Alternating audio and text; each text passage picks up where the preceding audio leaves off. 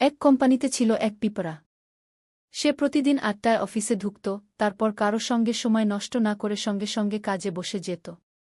সে যে পরিমাণ কাজ করত তাতে কোম্পানির উৎপাদন হতো প্রচুর এবং এর ফলে সে আনন্দের সঙ্গেই জীবন নির্বাহ করত। ওই অফিসের সিইও সিংহ অবাক হয়ে দেখত, এই পিঁপড়াটি কোনো ধরনের সুপারভিশন ছাড়াই প্রচুর কাজ করছে। সিংহ ভাবল পিঁপড়াকে যদি কারও সুপারভিশনে দেওয়া হয় তাহলে সে আরও বেশি কাজ করতে পারবে। কয়েকদিনের মধ্যেই সিংহ একটি তেলাপোকাকে পিঁপড়ার সুপারভাইজার হিসেবে নিয়োগ দিল।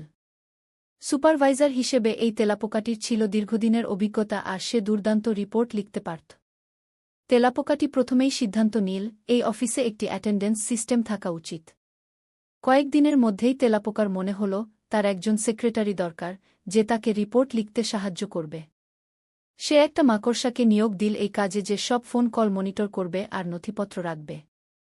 সিংহ খুব আনন্দ নিয়ে দেখল যে তেলাপোকা তাকে প্রতিদিনের কাজের হিসাব দিচ্ছে আর সেগুলো বিশ্লেষণ করছে গ্রাফের মাধ্যমে। ফলে খুব সহজেই উৎপাদনের ধারা সম্পর্কে ধারণা নেওয়া যাচ্ছে এবং সিংহ সেগুলো বোর্ড মিটিংয়ে প্রেজেন্টেশন আকারে পেশ করে বাহবা পাচ্ছে। কিছুদিনের মধ্যেই তেলাপোকার একটি কম্পিউটার ও লেজার প্রিন্টার প্রয়োজন হল এবং এগুলো দেখভালের জন্য আইটি ডিপার্টমেন্ট গঠন করল। আইটি বিশেষজ্ঞ হিসেবে নিয়োগ পেল মাছি। আমাদের কর্মী পিঁপড়া যে প্রতিদিন অফিসে এসে প্রচুর কাজ করে মনের সুখে গান গাইতে গাইতে বাসায় ফিরত, তাকে এখন প্রচুর পেপার ওয়ার্ক করতে হয়, সপ্তাহের ৪ দিনই নানা মিটিংয়ে হাজিরা দিতে হয়। নিত্যদিন এসব ঝামেলার কারণে কাজে ব্যাঘাত ঘটায়, উৎপাদন কমতে লাগল আর সে বিরক্ত হতে লাগল। সিংহ সিদ্ধান্ত নীল পিঁপড়া যে বিভাগে কাজ করে সেটাকে একটা আলাদা ডিপার্টমেন্ট ঘোষণা করে সেটার একজন ডিপার্টমেন্ট প্রধান নিয়োগ দেওয়ার এটাই উপযুক্ত সময়। সিংহ ঝিনি পোকাকে ওই ডিপার্টমেন্টের প্রধান হিসেবে নিয়োগ দিল। ঝিনি পোকা প্রথম দিন এসেই তার রুমের জন্য একটা আরামদায়ক কার্পেট ও চেয়ারের অর্ডার দিল। কয়েকদিনের মধ্যেই অফিসের জন্য স্ট্র্যাটেজিক প্ল্যান তৈরি করতে ঝিনি পোকার একটি কম্পিউটার ও ব্যক্তিগত সহকারীর প্রয়োজন হল। কম্পিউটার নতুন কেনা হলেও ব্যক্তিগত সহকারী হিসেবে ঝিনি পোকা নিয়োগ দিল তার পুরনো অফিসের একজনকে। পিঁপড়া যেখানে কাজ করে সেখানে আগে ছিল চমৎকার একটা পরিবেশ। এখন সেখানে কেউ কথা বলে না, হাসে না। সবাই খুব মনমরা হয়ে কাজ করে।